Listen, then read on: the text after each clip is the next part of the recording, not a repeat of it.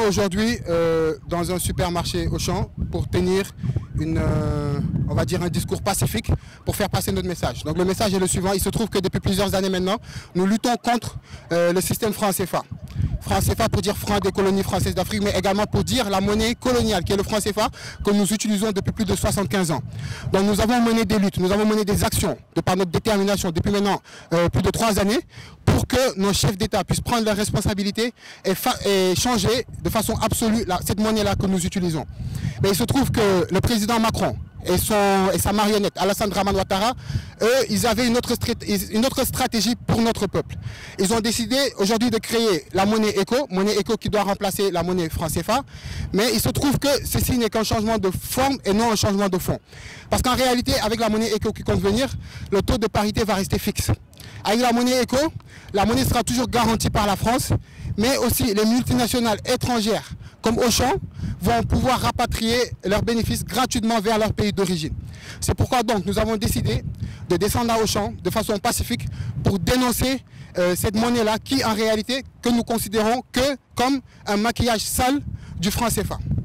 Voilà, donc nous tenons à mettre en garde nos chefs d'État de façon générale et à commencer par Macky Sall. Parce que lorsqu'ils ont pris cette décision-là de changer cette monnaie pour la remplacer par la monnaie éco, en aucun cas ils n'ont eu à consulter le peuple. Alors que nous estimons que dans tous les pays qui se respectent, le président il a l'obligation de tenir au courant le peuple, de le consulter et de prendre ses opinions sur des questions qui sont aussi importantes que l'avenir monétaire. Chose qui n'a pas été faite au Sénégal et encore moins dans les autres pays africains. Donc nous les mettons en garde et nous disons que tant que le franc CFA vivra et tant que l'éco nous sera présenté comme tel, c'est-à-dire comme un changement de forme et non comme un changement de fond, comme nous l'avons toujours exigé, nous continuerons à faire nos descentes, nous continuerons nos manifestations, nous continuerons toujours nos actions symboliques jusqu'à ce qu'eux ils puissent être en mesure de comprendre vraiment nos exigences. Tey dañoo wàcc biir Auchan pour manifester contre ECO. Depuis 2017 nous avons lutté pour que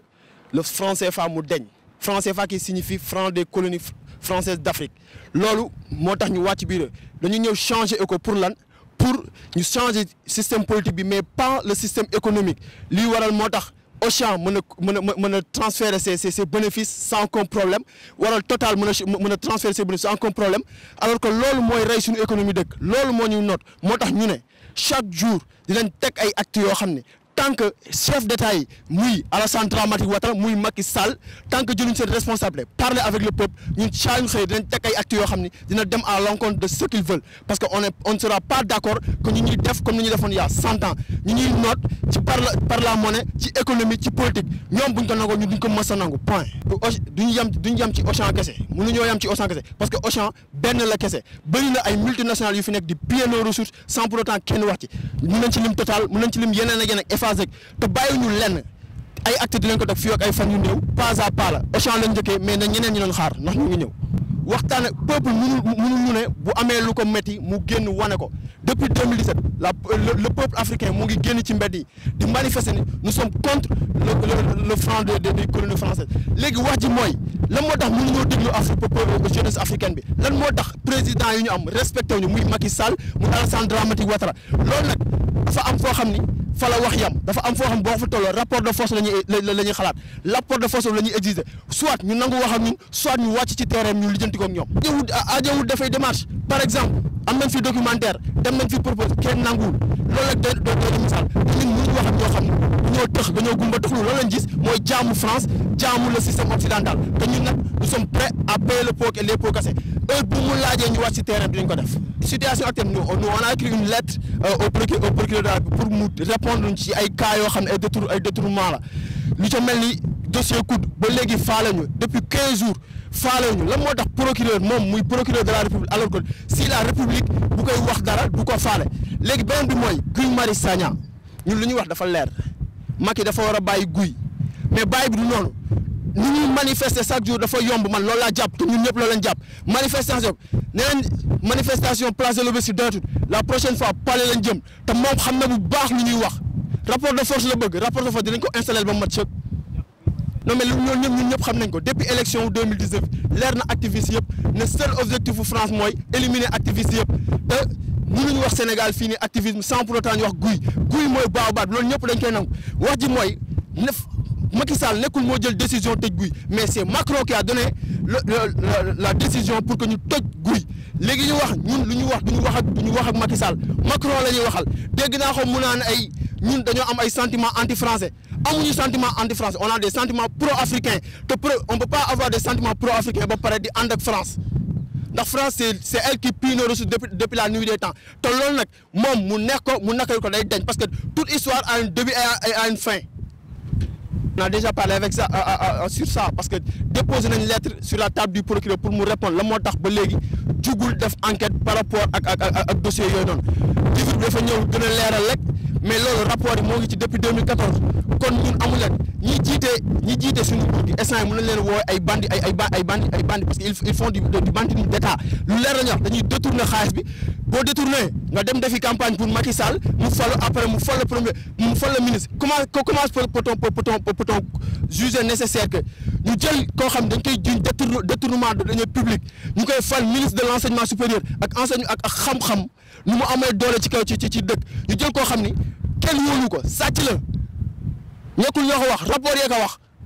le procureur autosaisir mu lijjanti dossier bi mu leer. Kémi Séba information ci mooy joxe mooy dina ñëw Sénégal am na procès appel bu war a am de 24 dina ñëw Sénégal foofu lañ mën a yem mais lenn rek la ñuy souligner ci loolu mooy procès appel loo xam ne ci franc CFA la doon wax te franc CFA nee ñu dans moins de 6 mois franc CFA dootul exister kon BCEAO ban intérêt la dem pour def appel ça devient con à la fin parce que amuluñ benn njëriñ parce que loo xam ne ça va disparaître il y a même pas 6 mois pourquoi ñu koy ñu def appel dañu am dirigeants yoo xam ne ils vont se ridiculiser pour zéro ñun taxawaay bu ñu mës a taxawee la ñuy continuer di taxaw parce que ak lu ñu mënti wax bu ñu jëlee décision ne dañuy changer ECO dañuy def le maquillage sale du franc CFA ça veut dire il y a un peuple qui est derrière am na jeunesse africaine bu jóg manifeste depuis 2017 pour xeex franc CFA bu ñu ko xeexul woon lii yëpp du am kon système bi mooy parce que fii la suñu président muy Macky Sall ak Alassane Ouattara wax ni le franc CFA est une bonne monnaie mënul nekk lu baax y a même pas 2 ans ñu bëgg changer kon loolu mënul ne ñun tant que ECO moo ngi am les mêmes mécanismes du franc CFA muy la libre transférabilité ak la libre convertibilité ba pare France kon ne di garantie suñu monnaie ñun dañuy kon ne di ko xeex avec toute la jeunesse africaine. li ñuy wax askan wi mooy lu ñu yàgg a wax xeex bi du xeexu Massamba du xeexu Guy du xeexu keneen xeex bi xeexu ñëpp la bu Afrique di ndóol ñun ñoo ciy dee ñun africains yëpp kon population bi buñ koy def ñun am nañ yeneen ay activités ñu def mais defuñ ko dañoo xam ni suñu continent moo ñu gënal lépp te tant que suñu continent moo ngi nekk ñun ñoo ngi continuer ñun le peuple noir di continuer les damnés de la terre mënuñu avancer moo tax ñuy woo population bi ne leen xeex bi pour ñun ñëpp la lu benn mën ñaar ko dàkk kon population bi yëpp ñu ngi leen di ñaax di leen yee di leen woo wax leen ñu ñëw ci xeex bi parce que xeex bi bu ñu gañee Afrique yëpp lañ gañeel.